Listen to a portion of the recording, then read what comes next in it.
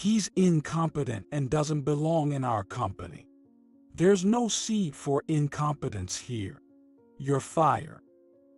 When I arrived at the venue where the company orientation was being held, I found a metal chair thrown at the entrance, and my son, Mark, standing there bewildered.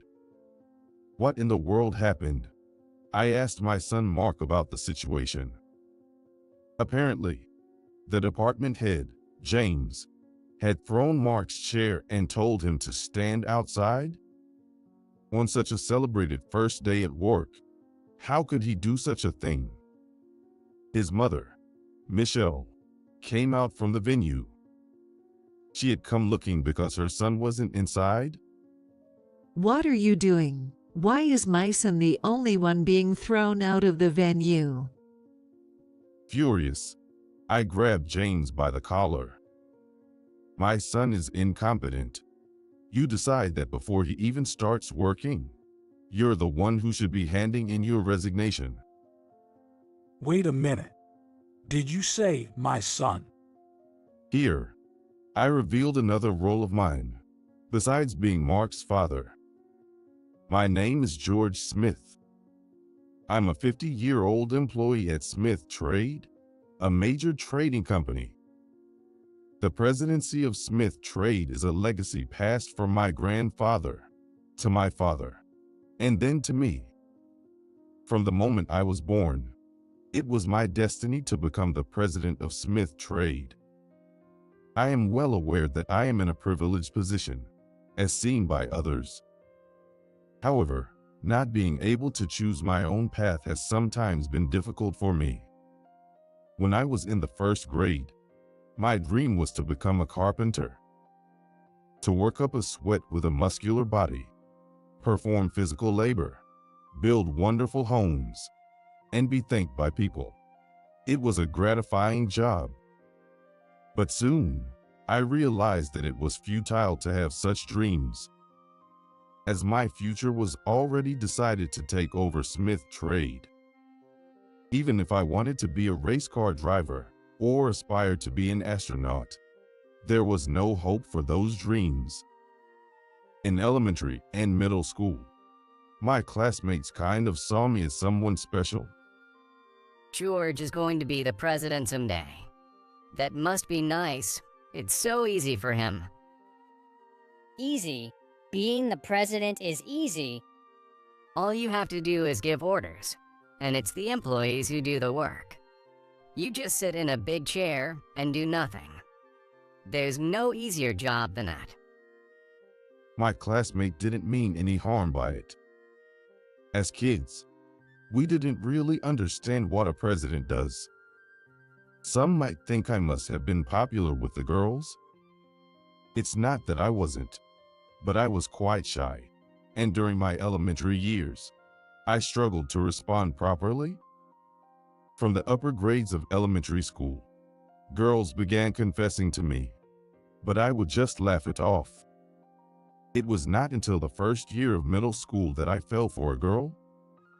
She was a cheerful girl in the same group, and when I confessed, we soon had a mutual love. We would chat about trivial things on the way to and from school, and I remember having a great time. By the time I reached the 9th grade, I faced something for the first time.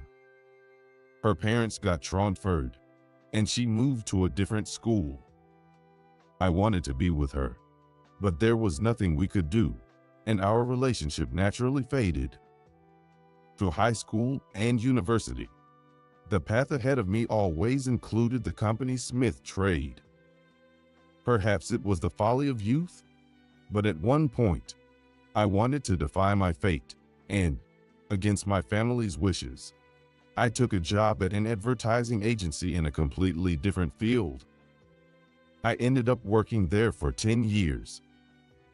When my father started saying, "It's time to come back," I fell in love with Michelle Brown, a college student who had come for an internship. Michelle was a smart woman, but very young.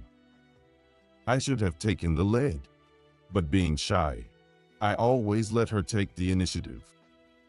Eventually, Michelle confessed that she was pregnant, and for a moment, my mind went blank. It wasn't that I didn't want to become a father, but because it would greatly disrupt Michelle's life plans. Michelle was a woman with no desire to marry, believing that if she could dedicate her life to her work, she would prefer to remain single. I expected her to panic about the pregnancy, but she continued working, took a short maternity leave, and gave birth to a boy, whom we named Mark.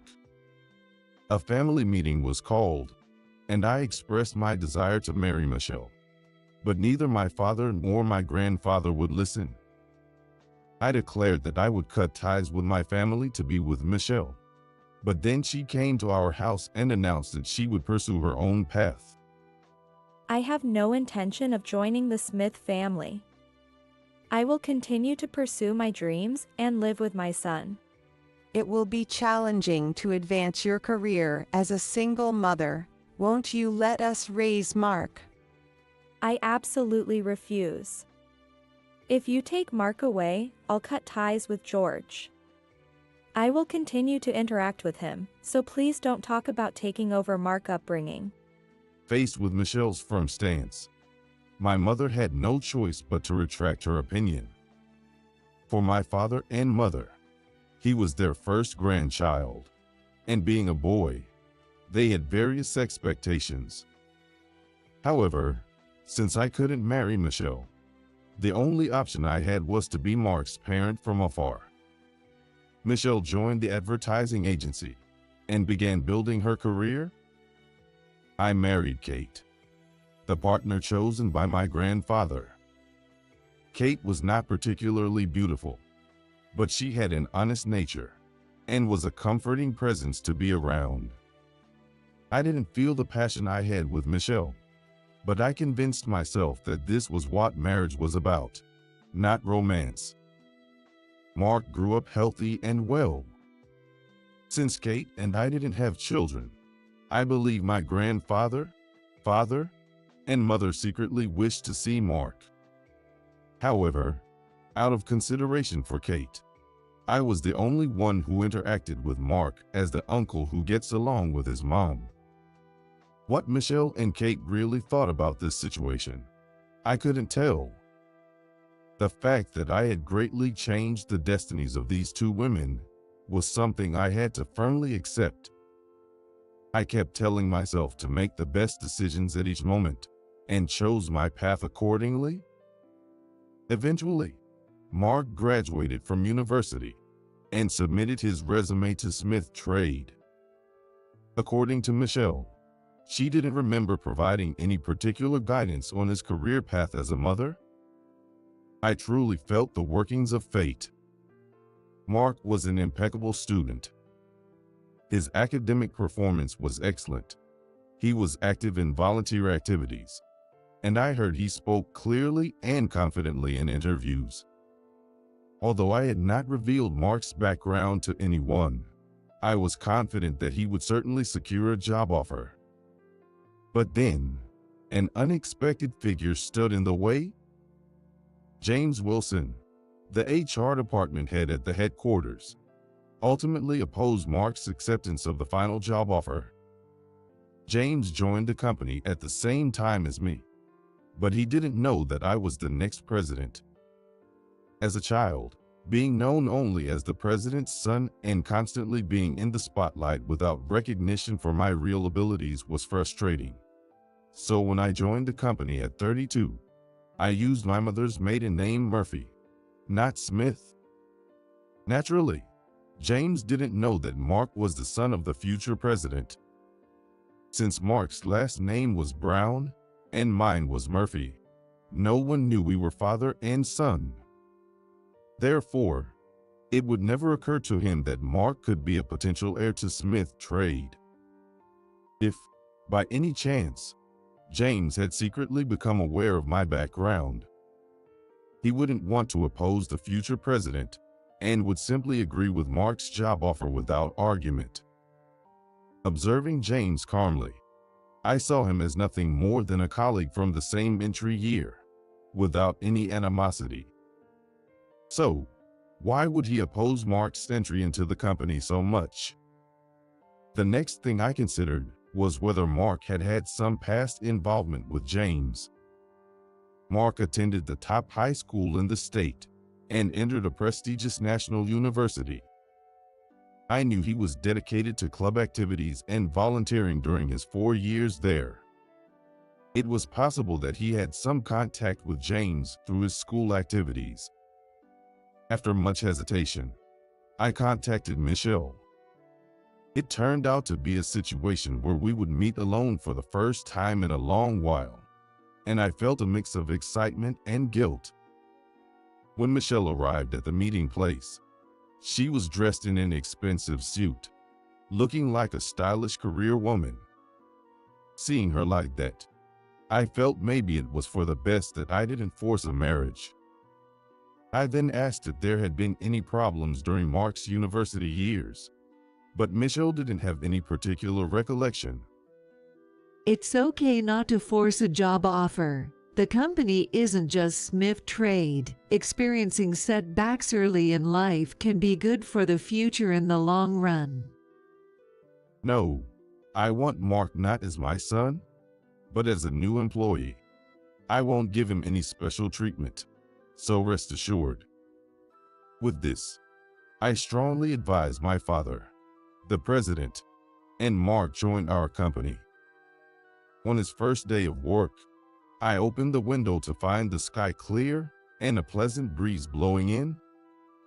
The thought of Mark finally becoming a working adult was deeply moving. Michelle also participated in the orientation because bringing a partner or family was possible.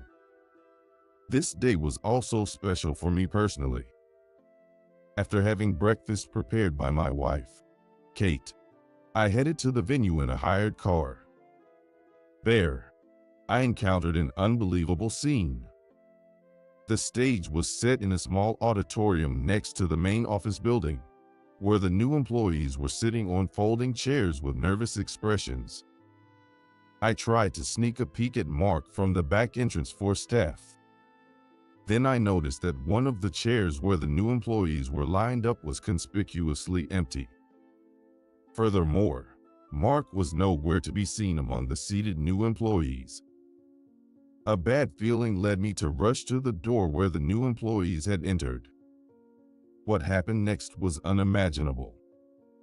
A folding chair was discarded in front of the entrance, and there stood Mark, looking bewildered. James was standing beside him, arms crossed and looking down at him. I hurried over to Mark's side. What happened? All the other new employees are sitting inside the auditorium. Mark noticed me and uttered a small sound, but immediately looked down. What are you doing? James looked at me and clicked his tongue. This guy is incompetent and doesn't belong in our company. There's no seat for incompetence here. You're fired. What in the world happened? I asked Mark about the situation. Apparently, James, the department head, had thrown Mark's chair out and told him to stand outside?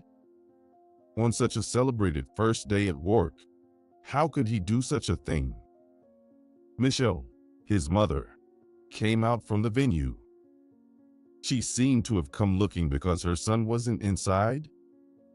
Michelle hurried over when she saw Mark and James standing facing each other. What are you doing? Why is my son the only one being kicked out of the venue? Mark looked at his mother with a troubled expression. Having his parents witness such a situation on what should have been a proud day must have hurt his pride. I was so furious I might have exploded. I grabbed James by the collar. My son is incompetent. You decide that before he's even started working. You should be the one handing in your resignation. What do you mean, my son? Mark Brown is my son. Did you oppose his hiring because you knew about the relationship between me and Mark? James looked bewildered and shook his head, saying, I didn't know. I almost raised my hand in disbelief. But Michelle grabbed it, stopping me from going any further. George, stop. Mark is watching. Aren't you angry? What makes Mark incompetent? It's as if you and I have been insulted as his parents.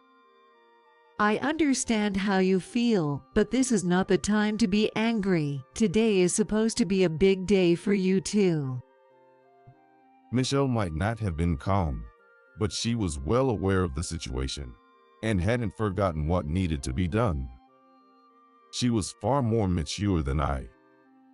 There's no way Mark, whom Michelle raised, could be incompetent. I needed to calm down, and I took several deep breaths. At Michelle's, "Are you calm now?" I quietly nodded. I had to convey accurate information to James anyway. Doing so would be the best strategy to deal with him. I couldn't understand why James was slandering Mark as incompetent, but it was better to make clear our relationship first. Mark is my precious son. Our different last names may have hidden the truth, but we are indeed father and son. Why do you have different last names? Is there a reason you didn't marry? I wanted to marry. I loved Michelle, and as a result, Mark was born. That fact hasn't changed, and my feelings at the time were genuine. But I didn't marry because of my family's opposition and to protect Michelle's career. Informed of the truth, James stood there stunned. Mark, looking bewildered, asked in a trembling voice, "Is Uncle George my dad?" To reassure Mark, I made an effort to smile gently and answered, "Yes, I am." Michelle listened, nodding slightly to my words, then spoke soothingly to Mark. You might be confused now. I'll explain everything later, so go get your chair and return to your seat. Mark nodded in understanding, bowed to me, picked up his folding chair, and started heading back inside the auditorium. Here, I revealed another role I held besides being Mark's father. As of today, I am taking over as the president of this company. I need to make a speech for the new employees soon. Mark, you're also an employee of this company from today. Let's do our best. I didn't expect it to be known this way. He's always been there for you. He's a great dad. Then Mark, with a look of concern, tentatively spoke to me. Dad, you're the president of this company. Really? Does that mean I got in through connections? Not at all. You were hired on your own merits. Go and join the orientation with confidence. Michelle patted Mark's shoulder. Mark nodded firmly, and this time ran back into the auditorium. Glancing at a still dazed James, Michelle and I returned to our seats. As I sat down in the chair prepared at the venue, an announcement came on, and the orientation began. The orientation proceeded solemnly, and I went up to the stage to give the president's address. As the new president, I conveyed words of celebration and gratitude to the new employees, and at the end, I exchanged smiles with Mark. Mark looked serious, his lips tightly sealed, but he nodded several times in response to my words. After the successful completion of the orientation, I invited Michelle and Mark to have dinner together for the first time in a while. Michelle looked at me with hesitation. Mark is one thing, but is it okay for me to have dinner with you? Won't Kate feel bad? Kate is well aware of our relationship, and she knows that today was Mark's orientation. Since the three of us are together, having a meal should be allowed. I'd like to have dinner with Dad too. There were so many surprises today. I want to talk things through with both my parents and sort out my feelings. To reassure Michelle, I called Kate and informed her that the three of us would be having dinner together. Kate responded in her usual calm voice. Please enjoy your time. We decided to celebrate Mark's hiring and my appointment as president at my favorite restaurant. In a room with a view of a beautiful garden, the three of us toasted. Mark was old enough to drink but didn't seem inclined. What's the matter? I ordered the best food and drink. Didn't it suit your taste? No, just thinking about going to a company every day where that James Wilson is, I feel anxious about whether I can work well. Indeed, James seems to have it out for you. Actually, he was the only one who opposed your hiring at the final decision. Did you do anything to upset him? Or do you have any idea why? Hearing my words, Michelle's expression changed. It seemed she knew something, so I prompted her to talk. Did Michelle and Mark meet James for the first time? I met him during the interview for the first time. What about you, Michelle? You've never seen James, right? Suddenly, Michelle began to panic and started to explain. Actually, after we broke up, she was introduced to James by a meddlesome neighbor lady for a matchmaking meeting. James and I were hired at the same time and had drunk together several times, but he seemed to have no interest in women. He was pot-bellied from a young age, and by the time he was almost 30, his head had considerably balded. So I mistakenly thought he had no interest in women or marriage. But that was just my assumption. I feel ashamed of myself for thinking that his appearance was one of the reasons why he couldn't get married. I went on 2 dates with him, but we didn't share the same values or preferences. Moreover, it seemed James didn't like the fact that Mark was still young, so I turned down the marriage proposal. Actually, Mom was often set up for matchmaking when I was little. I always hoped Uncle George would be one of the matchmaking partners. The story about Michelle and James surprised me. It turns out Michelle had rejected James, and perhaps he held a grudge about it, opposing Mark's job offer once he learned Mark was Michelle's son. Don't worry, I'll keep Mark and James apart. I'm watching, and if James tries anything with Mark, I'll fire him for sure. Thank you. I'm really counting on you, George. As the new president, I'll be busy, but I want to make sure Mark has a comfortable working environment. Mark pours me a drink with a smile. Having a drink with my son, a dream come true, made today the best day of my life. After parting with Mark and Michelle, I returned home by limousine. The porch light was on, but Kate didn't come to greet me as usual. I'm home, I called out as I entered the house. She might be out dining with her friends, since I told her I'd be having dinner with Mark and Michelle. Entering the living room nonchalantly, I found Kate sitting on the sofa in the dark. Startled, I hurriedly turned on the light. What are you doing sitting in the dark? Did you enjoy your rare dinner out? Well, yes. What's up? You've never asked like that before. As I took off my jacket and loosened my tie, Kate remained seated, not standing up. And then she dropped a bombshell. Let's separate. Now that Mark works at the same company, you'll see Michelle more often. It's only a matter of time before she gets back into your heart. What are you talking about? I never even married Michelle. True, Mark is adorable, and I am grateful to Michelle for raising such a straightforward son, but that's all. Have you really been looking out for me? I appreciate the comfortable life you've provided, but you've been too busy to even care about me. I felt like I'd been hit over the head, looking at Kate intently.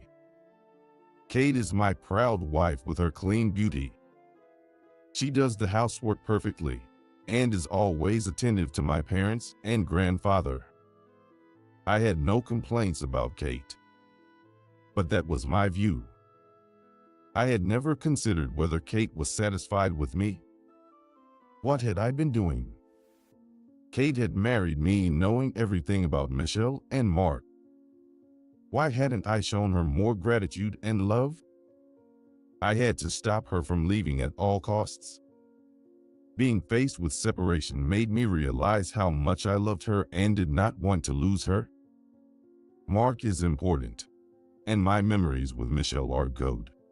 But I've made it this far because Kate was with me. I can't think of going back to Michelle. I'm happy with Kate. I knelt before Kate, meeting her eye level, and held her hands firmly, trying to convey my feelings. Then Kate began to sob quietly, crying. I've always been afraid of the invisible presence of Michelle, thinking she might come back for you one day. But I can trust you, right? Of course. I love you, Kate. I'll make sure not to make you feel insecure anymore. Please forgive my past negligence. We held each other tightly and cried together for a long time. The incident at the orientation where James mistreated Mark soon came to the attention of my father and grandfather. After I explained everything, they were furious and demanded that James be fired immediately. He's our only grandson. We were grateful he chose our company, but it might all end because of one man's actions. We must prevent that. I want Mark to come to work smiling. That man James will interfere. Take measures before anything else happens. Although I usually don't mention Mark to keep the peace for Kate, he is an irreplaceable grandson to them. Moreover, I learned facts about my relationship with Mark that I hadn't known before. My parents and grandfather had occasionally offered to help Michelle financially, but she declined every time, choosing to raise Mark without anyone's help. Understanding now that my parents and grandfather quickly changed their stance on marriage after seeing how adorable Mark was born, I'm stunned. But now, I have no regrets about marrying Kate instead of Michelle. It's only because of Kate's daily support that I've been able to push through all these years. I wonder if things would have worked out had I married Michelle, who continued to advance her career. Perhaps, due to our youth, we might have made mistakes and ended up parting ways. Everyone carries thoughts of what if I had done this back then? I'm no exception, often contemplating these alternate realities. Yet, such thoughts merely flicker through my mind, as I am content with my life now. It's time to stop dwelling on the past and start imagining the future. I truly hope to live out the rest of my life with Kate. Despite my father and grandfather telling me to fire James, I decided to give him a fair chance. I settled the matter with a stern warning from the president, urging him to focus on his work. However, James started making mistakes at work and, after being transferred to the accounting department, it was discovered he had been embezzling for some time. This time, there was no question about it. He was fired without discussion. James, who is single, had no family to support him. From such circumstances, he initially stayed home and drank heavily every day. However, some meddlesome person took him out, but unfortunately, they went out gambling. James became completely absorbed in gambling. He spent the day gambling and spent the night drinking. If he won, he celebrated with victory drinks. If he lost, he drowned his sorrows. Eventually, he accumulated debt and vanished without a trace. Rumors among the local housewives suggested he might have fled the state to escape his debt collectors. And over time, The memory of James as an employee faded away. Mark's progress has been remarkable. After his initial training, he was assigned to the accounting department. He steadily accumulated achievements and grew into a respectable professional. There's no greater happiness than watching his growth up close. I've always regretted not doing more father-like things for Mark. But seeing him thrive at work blows those regrets away. Michelle successfully finished raising Mark and is now living her life. She recently got promoted to manager and successfully led a major project. Recognized for her abilities, she's now being considered for a position at an overseas branch. Hearing that Michelle is thriving makes me genuinely happy. I'm doing extremely well. I work hard every day as the president. Lately, I've been spending more time with Kate. We go to movies and enjoy vacations together. Kate seems to smile more than before. That day we confronted each other's feelings helped us finally become a real couple. I want us to continue living happily together.